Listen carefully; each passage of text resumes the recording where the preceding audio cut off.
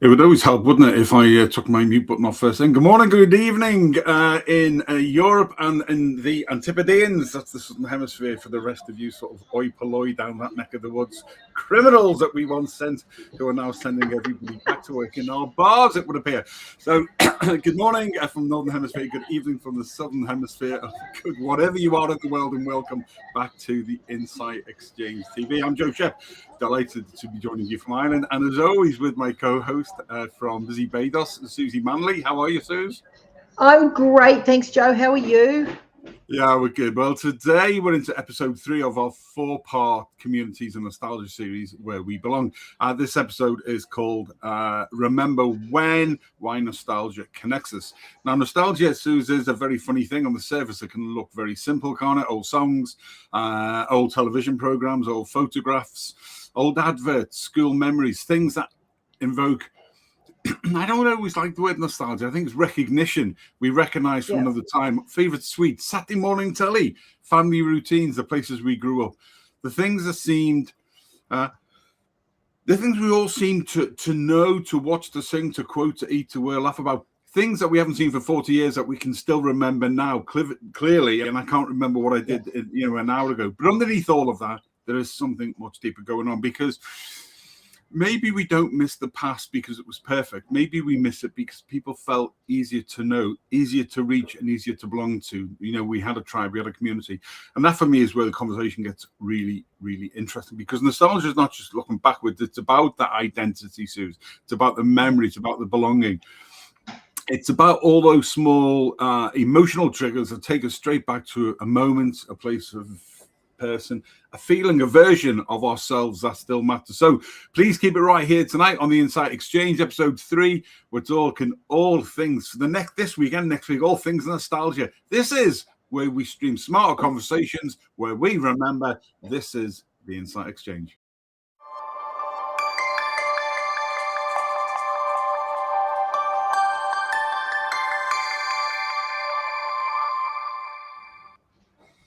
Oh, that was sort of like a little calming bell thing, isn't it? Ringing in the background. Right. For Gen X and late baby boomers, 40 to 65-year-olds especially, so many of our memories are shared memories. We watched programs that were actually on. We waited for songs on the radio. Jesus, remember trying to record from the radio to a cassette player when you had to wait for the DJ to stop, and you never got it perfectly right. We went to video shops. We played outside. We had fewer channels, fewer screens, and fewer choices, but in some ways that meant people more experience and the same thing at the same time. We were in what we would now modern day, it's become very colloquial to say, to live in the present. That gave us common ground. It gives us our stories. It gives us our classic line, I suppose. Do you remember when? Yeah, I remember when. That's that instant connection, and that's what we're hitting really on Memory Lane Social Club. So, going to hand over to Suzi to take us through all of that. Suze, over to you, lovely. Thank you, Joe. Yeah, look, I'm going to thoroughly enjoy. Sorry, I'm doing 37 things in the background here because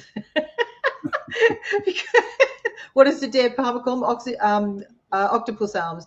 I'm sort of clicking buttons and doing all sorts in the background here. Look, I'm going to love this series for the simple fact that you're right. It's not about nostalgia as such. I think it's more about the feeling. It's the feeling that we have when we do remember back. It's not just old songs. It's not just TV shows. It's not, school days or memories when you're a kid. I think it hits us because they do carry those feelings. I think they're reminders of who we were with, how life felt at the time, because a lot of times it was so much simpler and just, you felt part of something, which I think we've disconnected a lot from. Today we've made a lot of advancements in our lives, in technology and a lot of other things, but I think one of the things that's come along with that is a disconnect. But I don't think we miss the thing itself. I think we miss the feeling that it's attached to, if that makes sense. Like, how often do you a smell can take you back 40 years. And, it's something you may not have thought about for 40 years, but all of a sudden you'll smell something, you'll think, oh my God, that reminds me of such and such. or, you know, obviously a song's always the big one. You know, you can, I'll hear a song and you'll go, you know what, I remember being at a school social with, you know, a certain person dancing to this song in, you know, 1984 or whatever it was, or, you know, or a movie, or, you know, it just takes us right back. Even a phrase. Now, isn't it funny? Like, I've got as you know, Joe, my grandma was a Geordie. She was from Newcastle on Tyne. And all my parents, my grandparents, obviously aunties and uncles were all English, Welsh, Scottish. We had them all. And we've got friends that are Scottish, and they're very broad Scot. And different things that Barb says, I'll think, oh God, my grandma used to say that. Now, I may not have heard it for 30 years, but I'll still remember exactly where I was when grandma would say it to me, or, you know, or my auntie Kath used to say that when she put us to bed, you know, she'd say, good night, God bless. And, you know, and it just takes you right back to that feeling, especially from childhood, for a lot of us, of safety, of belonging, of not really thinking too much about tomorrow. You know, you were just in that moment. And I think that's what connects us to nostalgia, for lack of a better word. Yeah, absolutely. So anybody who's watching today and you're watching on catch up, and let us know where you're from, and drop in your remember when moments. You know, tell us your songs, your programs, your places, sweets. What was your favourite sweets? Adverts, films, games, or family rituals like Suzi's that initially sort of take you back. So yeah, what else are we going to chat about today, Suze? Well, I think, you know, so I mean, what do you think about that? Do you think that we're missing the actual memory, or do you think that we're missing the feeling attached to those things? Like, where do you think we land? I think it's a bit of everything, really. I think the older you get, the more you're hankering for the times that have gone. We want things to evolve and move on, but we also sort of think, especially if you move away and you've lived away, then you're wanting almost to be able to just go back in a moment in time. So you expect things to be where they were. So you go back, but you know, I go back to where I was brought up now, and the schools are all gone and everything's gone. So there's nothing there. You know, I looked at in the army. The first place I was in Dortmund in Germany in 1984 to 5. In fact, everywhere in Germany is gone now that we were there. It's almost like, you know, we never existed. And it's just a weird sensation sometimes, because you know that you can't, it won't stay there forever, just waiting for you to pop back for 30 minutes. Yeah. But I think I think modern day, I come back to this expression I use a lot, we're more connected than we've ever been, but we're more disconnected. And I, you know, like I said before, we tell people to live in the present more, but we don't do it. You know, we don't do enough. We were more present in the moment back then. You know, you were kicked out in the morning at, you know, 9 o'clock. You know, you just went off with your pals. You did what you needed to do, and you came in when it was getting darker, when you were hungry. And you know. it's so true. But it was funny, because when you think about it, back then we had less of everything. We had sure. less TV shows, TV channels. You know, I mean, I know here we had 4. I know where Troy's from in Stanthorpe, he had 2. They had 2 TV channels. You know, we had 4. You had, most TV channels shut off at midnight or 1 o'clock, and you got the test pattern. You know, the good old test pattern, right? And you'd wait. You know, like if you were sitting up late on a Saturday night, you'd watch it till the death until that test pattern came up, and then, you know, TV would start again at about 5 o'clock in the morning here. I don't know about over there, but there were less people. So I think that I know where I'm from in Redcliffe. Redcliffe's a peninsula just north of Brisbane, and there were less people in Redcliffe, so everybody knew us. My dad ran the soccer club for years, and we had Manley Sports Store and Manley's Delicatessen. We had a couple of shops, and, you know, my mum and dad had lived in Redcliffe all their married life. They built their first house in Kippering. The boys had gone to, you know, my brothers had gone to the local schools. My dad coached at all the schools, you know, so everyone knew us, but there were less people. So you were connected to more people. It didn't matter where you went, you knew someone, because mum had gone to school with the guy that owned the such and such shop, and dad had gone to school with, you know, that guy, or he used to play soccer with the guy that took you for your driving test, or there was always that connection. So you always felt part of something. And I think it was just, the community was an automatic thing, being part of that community. Whereas I think now it's an effort to be a part of a community. You know, back then you knew who your neighbours were. You absolutely knew who your neighbours were. God forbid should you try and wag school, because someone you knew would see you and ring your mum and go, "Oi," right? They're down the living thing fishing or whatever we were doing. You know, so I think that having less of everything gave us more of everything, in the fact that more connections, bigger community, you know, and it was just, that was your world as a kid. Yeah. If you know what I mean. Yeah, definitely. I remember we'd walk to school with mum, and I think it was a couple of days a week, 2 days a week. You're allowed to go to, it was one of the local shops that we went to, and they had the halfpenny and the penny tray, and they were like trays of sweets. And you were allowed to sort of, you know, pick one, and you know, there was all sorts of things, and from red licorice lace, because I hate licorice, but the red licorice lace you used to get, and you used to get these little, like, I thought they were called flying saucers, like they were little round like wafer things that looked like a flying saucer and had sherbet inside, and things like that, and blackjack. Do you remember the sherbet it used to come in the yellow tube, and it had the little bit of sherbet babs, right? And when you watch the Goodies, Bill Oddie was always sucking on one. Do you remember? And when I remember as a kid, because we watched the Goodies every night, you know, it was on ABC every night, and you'd watch it, and because we watched all the English shows as a kid, you know, because as I said, mum and dad being English, and I remember the first time I saw one in a shop, and I'm like, oh, that's what Bill Oddie has, and I begged mum to buy me one, and I sat there and I tried to make it last as long as I possibly could, and and every time I see that, it always reminds me of the Goodies. Yeah, they were nice. What was your favourite sweet when you were a kid?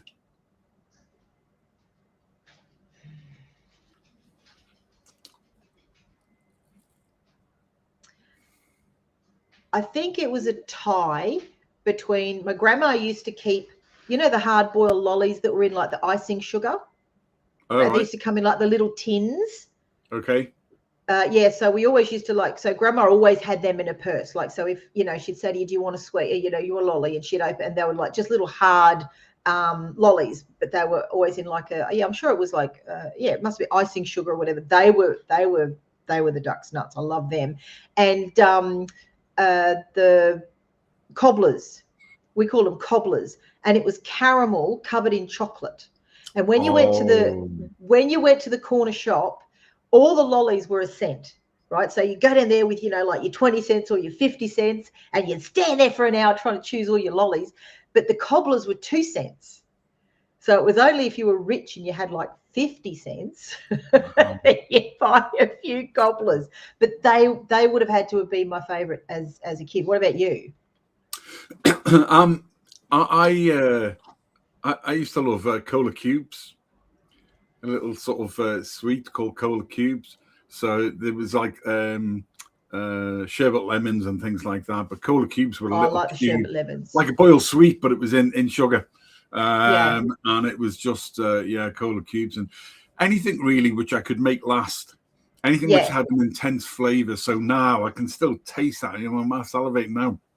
and things like that, you know. It just, I think there were just, I think you spot on when we had less TV channels, we had less choices, and it was simple, you know. I'm often in a shop now, and I'm looking and thinking, Jesus, it must be a man thing, but there are too many choices now of absolutely everything, you know. Yeah. Christ, you've only got to walk into a food court, you know, and there's it's just, I don't even go into food courts anymore because they do my head in, because you stand there for, you know, for half an hour trying to choose what to eat, and you end up going to, like, you know, Big Rooster or McDonald's or whatever. It's just crazy. But I think having less choices meant more people experience the same thing. like whether it was a TV show or whether it was, like more people watched the same TV show the night before. Yeah. And, and you go to school the next day and you say, oh, did you watch The Goodies, or did you watch, Magic Monkey or The Professionals or whatever it was that, you'd watched the night before, because we'd all done the same thing, and we'd all had the same experience. I remember when Star Wars first came on TV, and I think Star Wars came out in 1977 at the cinemas, but they put it on TV. It must have been in 1978, because there weren't video players back then. But when it went to TV, I remember it was the first time they simulcast a movie through our local radio. Well, it wasn't a local radio station, one of the Brisbane radio stations, FM 104. And I remember my brother got his stereo. He had this big, the big stereo. He got the stereo and he put it in the hallway, which was beside our TV room. And I remember when the big Carillion ship takes off at the beginning of the movie, our whole house shook because we had it turned up that loud, But those things, every kid I knew was sat at home that night watching Star Wars for the very first time on television in their own home, listening to it on the stereo, because we'd never experienced anything like that before. And I think that's what a lot of kids miss these days, is they don't have those first experiences with things like that, because it's second nature. They've, it's I don't know. I think they miss so much of firsts of things like that. Absolutely. Buying your first CD and buying your first, things like that. We'll come back to you. We'll come back to your first song in a minute. You just reminded me there then of when I was a kid. We two things. I'll come back to the Facebook user, because that might be on the Insight Exchange or the Memory Lane Social Club. Somebody's talking about rugby. You've got the wrong show, mate. Tomorrow night. I was going to say. I need to follow up on that afterwards, but whoever it is, it's the wrong show. This is the Insight Exchange, streaming smart conversations. We're talking about nostalgia today, but stay with us, Scott. Yeah, absolutely. And tell us who was your first favourite rugby team? Absolutely. Tell us who that was as a kid. So whoever that is, we'll follow up later. But Sue says, stay with us and tell us, who was your favourite rugby team? Who's your first favourite player? What's your first memory? Suzi with them was just talking about shows from the past, and it made me sort of pull up. We beat ourselves up sometimes that it's not perfect and it's not this and it's not that. It's like I noticed this morning. Again, the studio from OneStream Live absolutely. It is the world's leading professional virtual studios to use. But the API, without getting too technical, that's the link from the studio to the platforms, because as you know, we can go live to 45 different platforms and your website, which is fantastic. Simulcast, multicasting at once. But the API, which is the link from the platform, controls. So today, there's yet another problem with LinkedIn. For the fourth week in a row, number of different shows we're doing. LinkedIn's been a problem. It's dropping out. So it's just our first notification. So I'll sort that later, but that's one of the things. So anyway, we beat ourselves up sometimes that, but we don't have teams of people in RE. We don't have 12 people in the studio. There's me and Suze move everything around and monitoring all. That's the way it works. Brilliant. So if we can do it, anybody can do it is the whole point. But so we do that sometimes. And the reason I'm talking about all that is because Suzi mentioned Monkey. Well, you mentioned Magic Monkey. That reminded me of a program which became a cult. It was Japanese. Yes, which became a cult thing, especially in the Southern Hemisphere. And it was called Monkey. And apparently, Japanese fantasy adventure series that aired from 78 to 80 seemed to go on for longer than that. And became a cult favourite in Ireland, the UK, Australia, and New Zealand. It was based on the Chinese novel Journey to the West. So what, Shep? Well, when we worried sometimes about the technical things not being perfect, back then, you'd have Monkey, who was the Japanese warrior on the horse, and you'd see this. Monkey, and this would be about 10 seconds behind, and we love that because that's what we went to do. So good. And somebody would go, Monkey, And we thought that was brilliant. So sometimes we've got to remember just how good we are and how far we've come. That was a cult classic. And why Seriously, we loved it.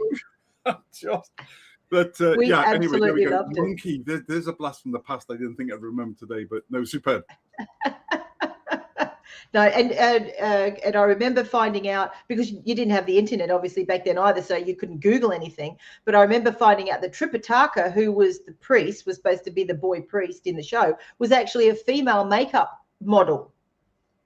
She was absolutely stunningly beautiful, and she was, they shaved her head and everything, and she ended up dying very, very young, which was quite sad. But yeah, she was she was a very famous in Japan, where they made it. She was a very famous makeup model.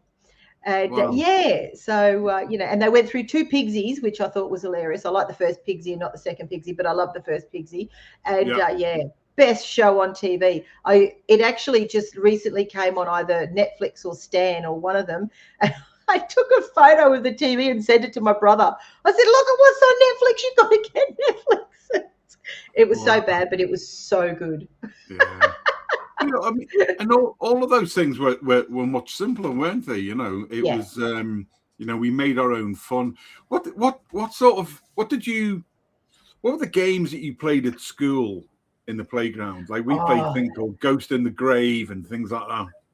See, we'd either play sticky glue, which is like tag or tiggy or whatever you want to call it, where you tag someone. They had to stand there and someone had to climb between their legs to unstick them.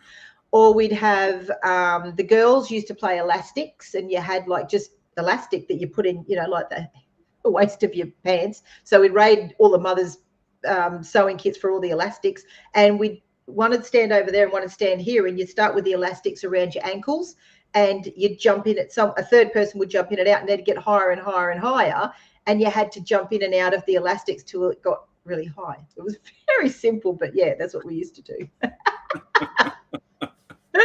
But we'd have Red Rover. All of those simple games that we played in the playground were they just belonged to a simpler time, didn't they? You didn't have you didn't have people walking around like we all do now. I mean, I feel for the kids somewhat there.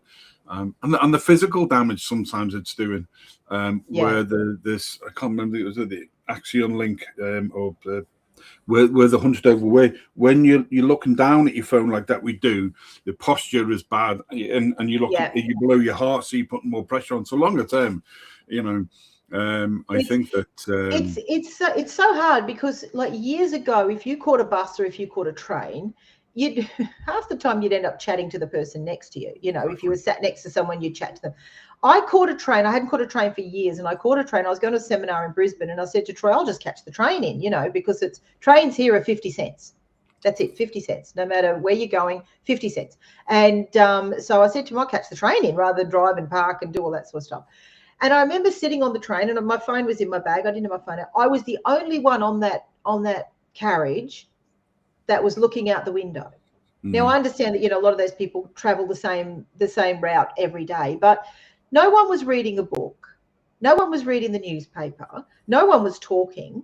And even the people who were together, like had gone the train together, were both sitting on their phones, not talking to each other. And I thought, we're going to lose the art of conversation if we continue down this track. And I think that was the thing, before.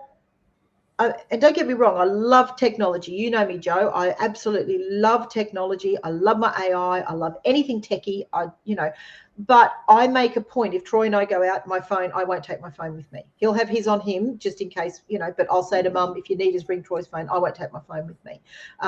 Things like that, because I don't want to lose that connection. Because when you were a kid, you had to talk to each other, and you talk about crap. You just make stuff up that you talk about. And I remember you'd be at school all day with your girlfriends, and then you'd get home, and then you'd ring each other on the phone, and you'd be on the phone for 3 hours, and you think back, what did we have to talk about? We were at school together all day, But it was just, conversation was how we connected, and that's what worries me. How do we connect now? And that was on a phone that you had to do that with your finger. You did, and you answered it without knowing who the hell was on the other end. It was crazy times. I know. But it was so much more satisfying when you hung up on someone too. Yeah, I mean, the past wasn't necessarily perfect. No. And really, you know, shouldn't really be sort of romanticized, I suppose. But many people, I think we experienced the more local, visible, regular forms of connection. You know, the schools, the streets, the shops, the youth clubs, the play schemes at the weekend, stuff like that, workplaces, pubs, church, sport teams, even the family network. You know, the days when, and you can't do it now, the days when the doors were left open. And you know, you checked in. I remember the first house I remember living in Cobden Street in Birkenhead. We had an old lady next door. We called her Granny Godwin, Mrs. Godwin, and she was a lovely old stick. And you know, she'd come in for tea sometimes during the week, and we'd bang on the wall, and she'd come round, and you checked in on people. Yeah, you know, that's and then that's, you know, when we moved to our next house, my dad became a caretaker at the local school, and we moved, and we were right opposite the church, and the social centre and the school was behind there, and it was all, you know, not the church, but there was a controlling mechanism there in that particular community, which, you know, on reflection now, I didn't like at the time. And it's become worse over the years. But I think that was in the that would have been the early 70s then, wouldn't it? Sort of 70, 71, that sort of thing when we moved there, so 6 or so, 7. And we lost it then. We didn't then have as much interaction and engagement with our neighbours as I remember years when I was younger. And it seemed to change, and life became faster. It was still great in other ways, you know, because we had all of those things literally on our doorstep. But I think the question is not whether the past was better. The question is, what forms of human connection have we lost along the way, Suze? Yeah, and that's the bit that I find is the downside of where we're going, because as you said, you know, it got to a point where everything became faster, everything became more singular. People became more singular instead of being part of that community that we'd known as children. And I think as we got older, into our teens and into our early 20s, you know, that again, those attached feelings, I think that's why we do reminisce so much about that, because, you know, as a kid you had the you know, just the freedom of not thinking about tomorrow. Coming into your teens, you had the newfound freedom of getting your first car, and, you know, not having to go everywhere with mum and dad, and, you know, being able to go out on your own and experiencing all these new things as what you believe is an adult. We didn't know our ass from our elbow, but, you know, we thought we knew everything. And then coming into our early 20s, where we were experiencing, for a lot of people, having children, getting married, all these firsts. But I think that as that started coming with all these new experiences, we got to a certain point where everything became singular. We didn't live as close to our families as we had before. We didn't live at home with mum and dad as we had before. So you didn't see grandma and granddad as often. You didn't see Auntie Gladys and Uncle Frank as often. You didn't see your cousins as often, because many of us, like I know, I grew up, my cousins were my best friends. But once you get into that adulthood, people move away, they move overseas, they move across the country, and you lose that core of community, which expanded out to your local community, which expanded out to a broader community again. And we sort of became a little bit isolated from that point on, I found. Did you find that? Yeah, I think that's very true. And I think that's what I was alluding to, that when we moved, even I remember back now, you know, even at 7, when we moved to the second house where I spent most of my life, in fact, all my life until I moved away and joined the army there, it was just a difference. And I think that was just a changing time. You know, I think the 60s were the first time where people had some money, but they were still together. And it was the last of the, I think, post-war community as it was then. Yeah. And into the 70s became a different world. And then it just went on from there. I've just quickly pulled up an image. I don't know how it's going to look again. There we go. Let me just take off the ticker because you all know who we are. Suzi Manley, there we go. Let's take off that ticker. And I'm just... Who recognizes this? So this was just shared on my timeline for today's show by the great Dave Goodenough. Dave Goodo down in the Antipodeans, my good mate, runs the best sports and rugby global online group that I am aware of. 100,000 people, just brilliant. Dave brings people together, former elite coaches, players, sports people, just brilliant. And that is a community. And Dave has just shared that for today's show. And they are all key ladies who were in Coronation Street. Street. Absolutely. So who can name any of those ladies from there? Put that up. And I can't remember who the girl in the bottom right is. I know who the woman in the centre is. That's the great Ina Sharples. I know the other three. I'm not going to say them. If you know who they are, then put us into the comments. But Dave Goodo, let me just remove that away back again. Remove from stream. Goodo, well done, mate. That's excellent. Well done, sir. There's a blast from the past. There's some real characters there, so sadly no longer with us. But yeah, I remembered Coronation Street, but it wasn't as big over here as it was in the UK. Right. Like Coronation Street was massive in the UK, but we had, I think it was number 96 was one, and there was a few other, the Sullivans and a few other. They came a little bit later, but Coronation Street I think was very big in England, but not so much here in Australia.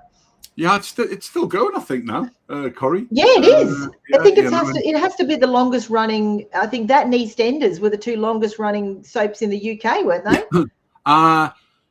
No, I tell you what is still going that I used to love when I was a kid. Actually, was I don't watch anymore. I don't watch any of those soaps anymore. But Emmerdale Farm, as is now, it was Emmerdale, as it's called now. Which was a community up in sort of the Yorkshire way. Originally, it was called Emmerdale Farm, and I can still remember the original characters.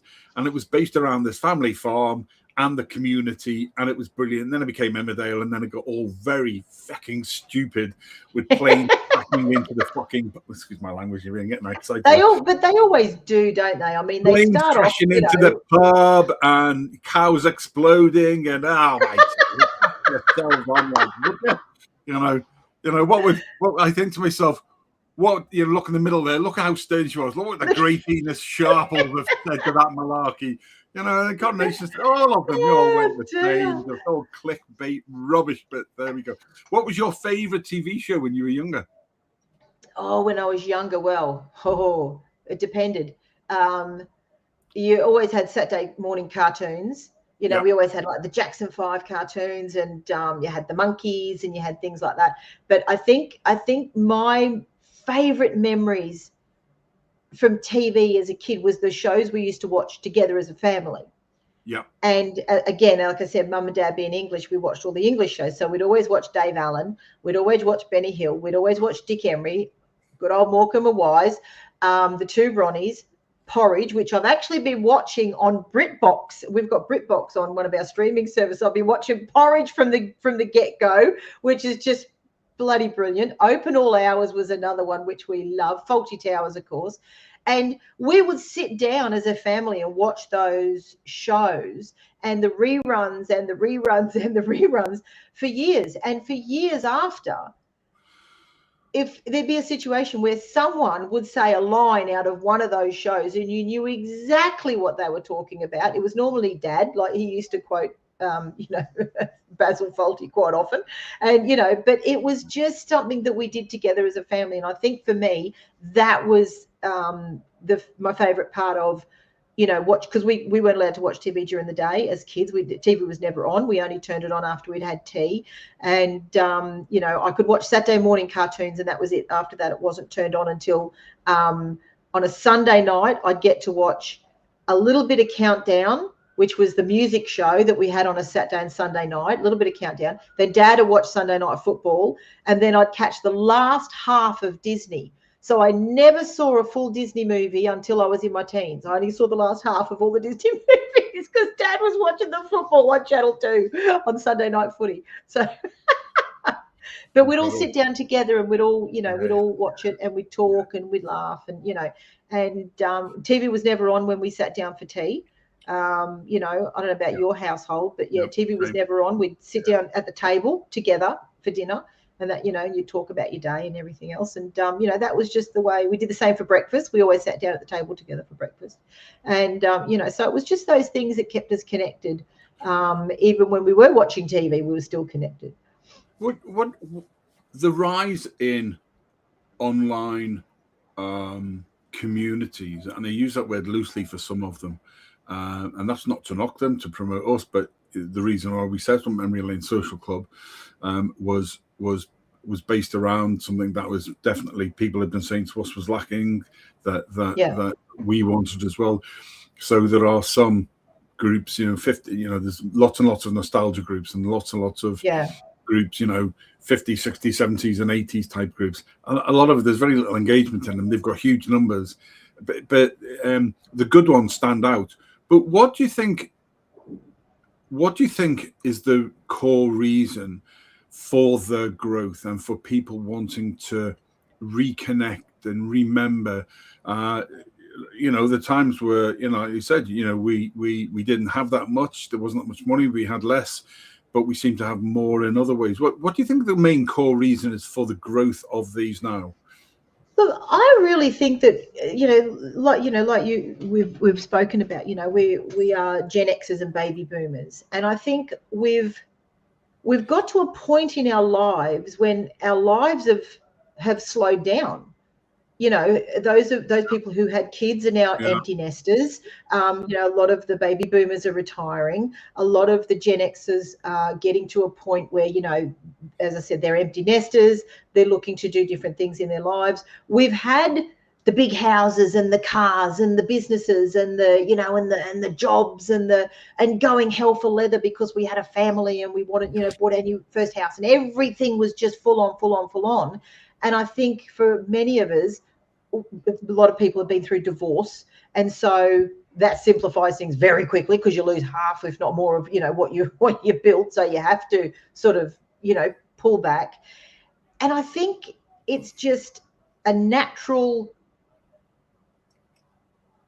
slowing down that makes you stop and go, what the hell have I been doing for the last 20, 30 years? Everything's been so full on. And I think when things like divorce happen, or, you might have a health scare or whatever, I think you start to really rethink about things in your life and go, what's important? Because the big house, not that important anymore. The flash house and keeping up with the Joneses, not that important anymore. Having a brand new car every 2 years, I don't care. I'm still driving my good old Ford Focus. It's 14 years old or whatever she is, 12 years old. And I love her. She's a great little car. But I always had new cars. Yeah. Those things don't matter anymore. What matters now is spending time with my mum, spending time with my family, spending time with Troy, spending time with Coops, doing simpler things.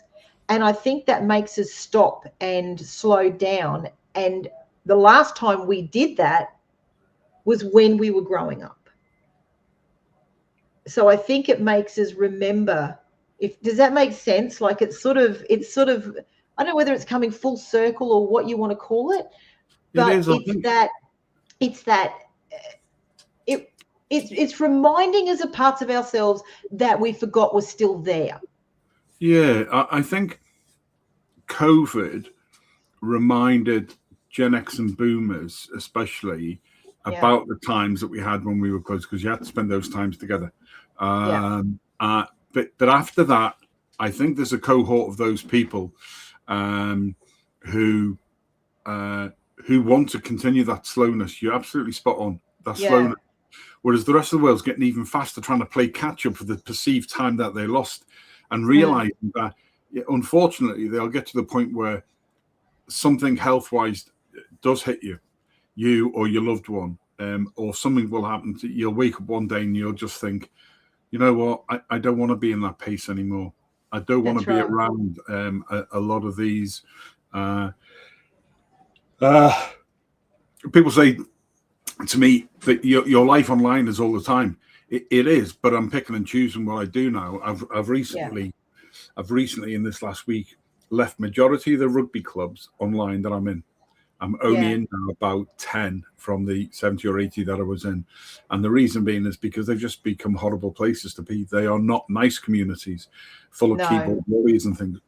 So, and again, I love being in a lot of the Christmas groups. I love being in a lot of the, nostalgia type. You love Christmas. I do. Oh, Jesus, listen, wait until Samhain. Wait until Samhain, Halloween, and then Christmas come around. Jesus, then we will be lapping it all up. But I sit in those groups, and there's no real engagement in them. It's the same old. And okay, some people say, okay, the Christmas groups, you can't have that all year round. Actually, a lot of people are in there because they want all year round, but the content isn't there. They're not sharing. They're not engaging with people. So again, that brings me neatly segued into Memory Lane Social Club. Everything really soon comes back to, okay, well, there's lots of these organizations down there. And don't get me wrong, there are some great ones. And we've had this whole conversation about, I won yet another battle with the copyright people. Again, I spend half my time doing that. If I share something online, music or a bit of comedy or something like that, first of all, because Facebook quite rightly says now it does a copyright check for you and tells you that it's okay. Yeah. And this is what grips my shit big time. It does a copyright thing, brilliant. I love that little addition. It's one of the good things that doing now. Then you're cleared, and then the next minute you're pinged by some music copyright people in 243 countries and territories. And again, as everybody knows, I always credit and tag in the artist, the musician. That's free promotion. That's me being positive about what they're doing. And then you get pinged. So we had a conversation the other day is we want to be able to share, a clip from Monkey, blah, blah, blah. Yeah. So we can do that. But how do these other people online, because, I think there's a guy called Nostalgia Wizard who shares some brilliant stuff, old clips. How do they get around that? So we're going to, because we're being asked, aren't we, all the time? Oh, can you cover this? Can you share that? Yes, one of the reasons why we've done the Memory Lane Social Club, and we can't, the next step is going to be, because the Memory Lane Social Club, for those who are coming across this for the first time, and thank you, the engagement has been brilliant so far in the couple of weeks we've had it going, but it's been developed as a nostalgia-led, community-focused space, generically for Gen X and baby boomers, so 40 to 65, but we've got younger ones joining, we've got older ones as well, parents in the 80s now. And the whole place is where shared memories become the starting point for a conversation, for humor, for storytelling, and for belonging. So the nostalgia is the hook, but the community is the value.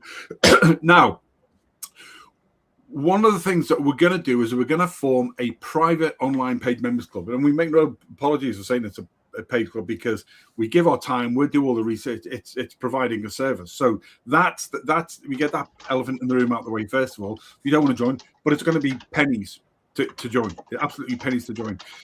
But I keep getting messages all the time. We cannot do that just now because there's other things going on. So bear with us. It is coming for those of you who want to join.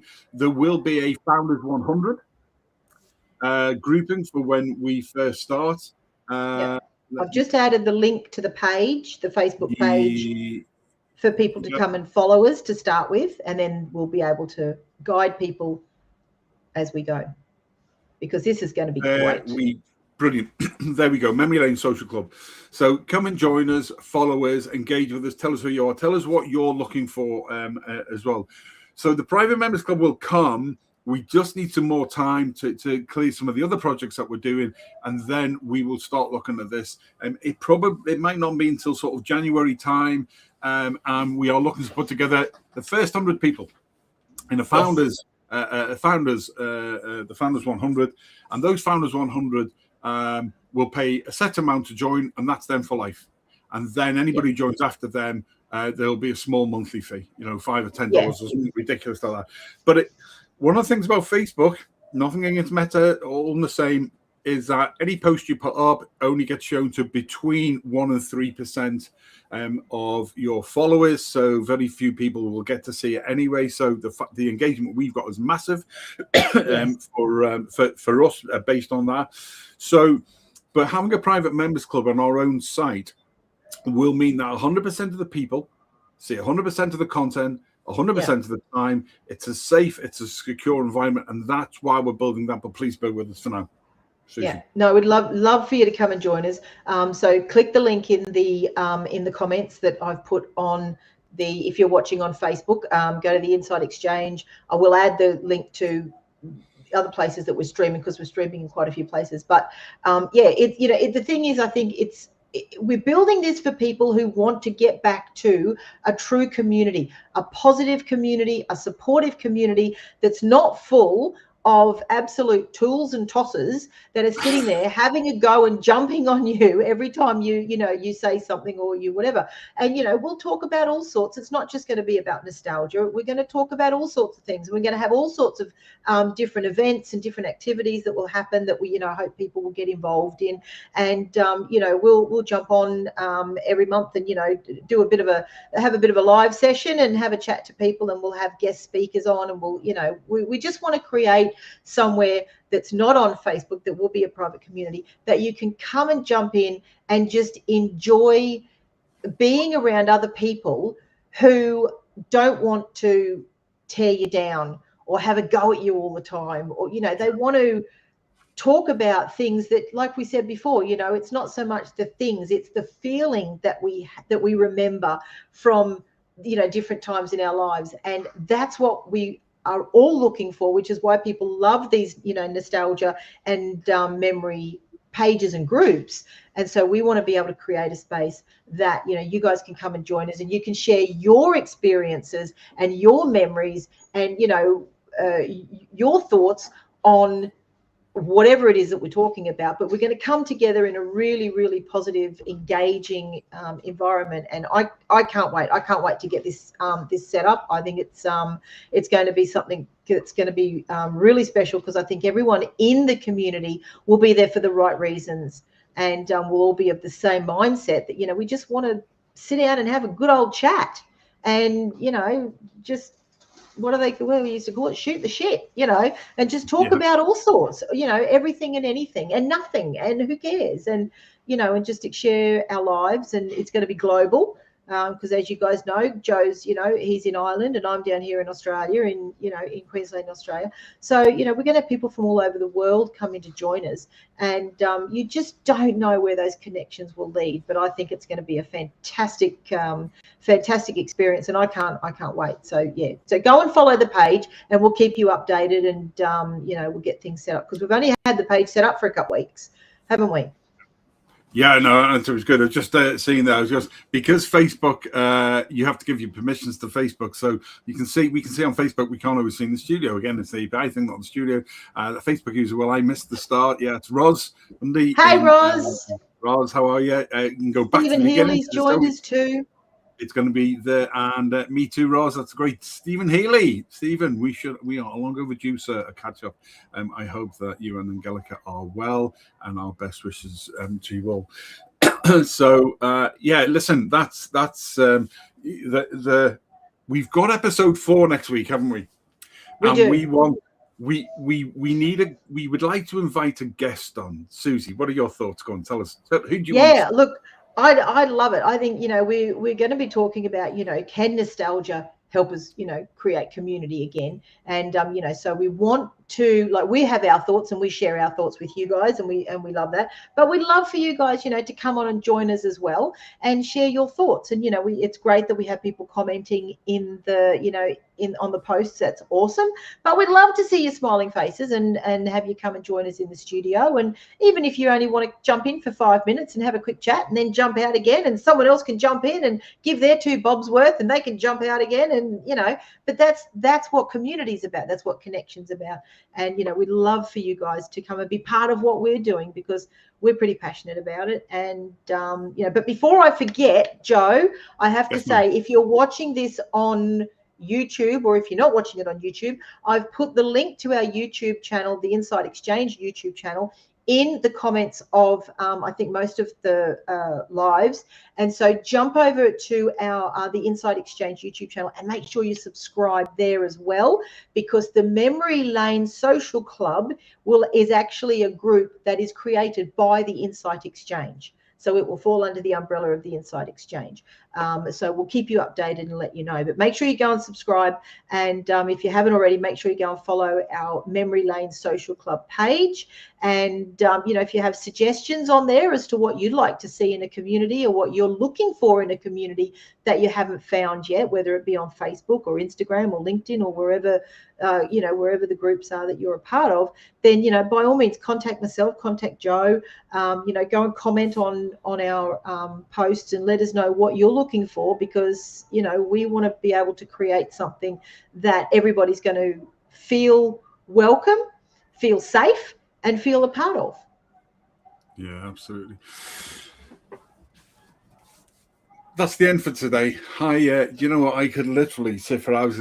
One of the things that goes through my head is reconnecting the triggers that reconnect food and song and TV shows.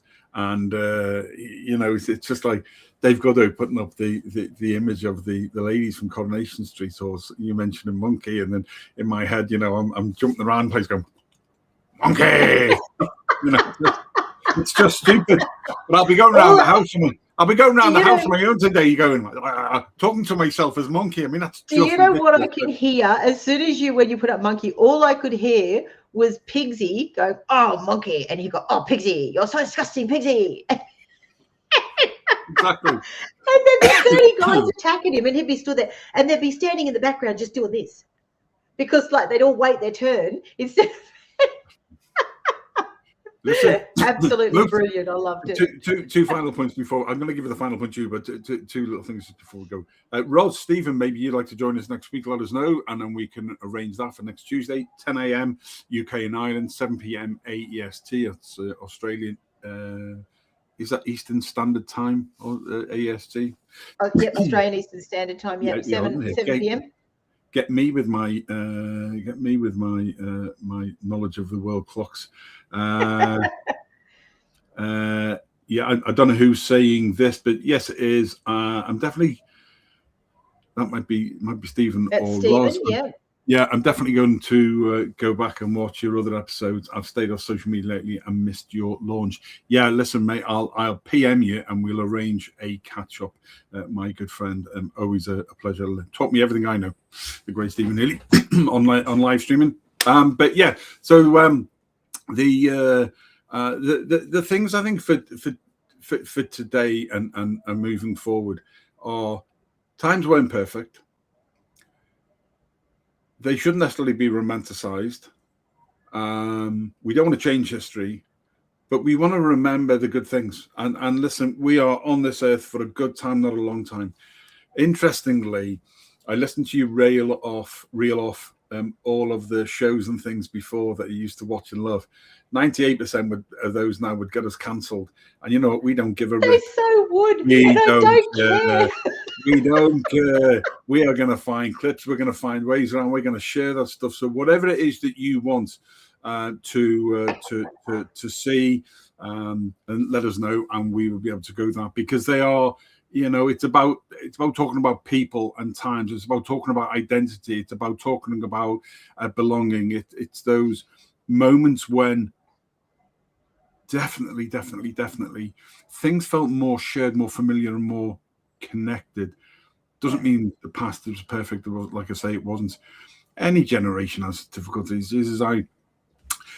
As you get older, Suze, without getting too heavy, I think one of the things is you look back and you think, you look at the difficulties around the world now, but human beings down through history time have never grown with each other. Nothing different. It's just a different set of people doing different stupid things to each other. And you know what? I'd rather spend all the pre-PC stuff, excellent comedy and satire, and it was, and we got away with it. If you ever hear the conversations between John Cleese when he's talking about his own memories, the Faulty Towers. was created because it was somewhere that he had stayed, and the character that John based Basil Basil Fawlty. on was a real character, and these people existed. And we used to go to these places, and they were crazy, and we'd all laugh then, and we all laugh now. So why has it become all, Because I think, and you know what I think? I think this is another thing that connects Gen Xers and baby boomers, especially more so than I think any other group of age group, is because we could take the piss out of ourselves, and you could do it in good humor, and you could have a go at each other and call each other names, and it wasn't done in a nasty way. It was done, and look, I get it, there were people that were out there that did say things but you knew if you and your mates were taking the mickey out of each other, that whereas if you said half that stuff today, oh, I'm so offended, I can't believe you said. It's like, seriously? Like, I'm laughing at myself as much as laughing at you. And if your mate can't laugh at you when you fall over, then who can? I mean, really, But that's why I love comedians like, Ricky Gervais and Carl Barron. He's an Australian comedian out here. But Ricky Gervais, I love him because he doesn't care what people say. And people go, oh, you can't say that. Yes, I actually can say it. Just because you're offended doesn't mean you're right. And if you don't like it, then don't watch it. And that's the important thing, isn't it? If you don't like what we do, then don't bloody watch us. I don't care. Don't watch it. There's people, there's members, there's friends I've got, there's family members I've got who just don't get my live streaming. They'd rather see something, dare I say it, more professional. Great, then don't watch me. Don't follow me. I'm not going to take it personal anymore. I only want to spend, I'm 62, I've been through the mill. I only want to spend my time now with those people that get me, good, bad, or indifference, and I've got lots of work on still, and that's all. Ross Bundy, this is here. Political correctness, PC, has taken us to ridiculous levels of fear. I think that's 100%. It has created the fear that a lot of these smaller groups, are shouting, whoever shouts the loudest, and people are afraid, because if you say something, then you're deemed to be right wing or extreme left wing, or you're this or you're that, the other. You're this phobic, or you're this phobic, or you're this phobic, or you're this, ist. Yeah. Everything ends with an ist.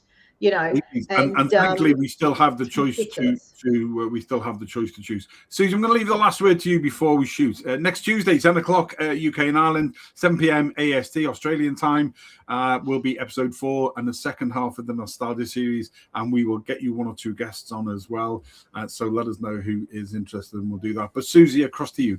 Give us your final thoughts on Joe. I think my final thought for tonight is very much what we've already said, that we don't miss the past because we thought it was perfect, because for a lot of us it wasn't, but I think we missed the parts of it that made us feel that known, made us feel connected, and made us feel part of something.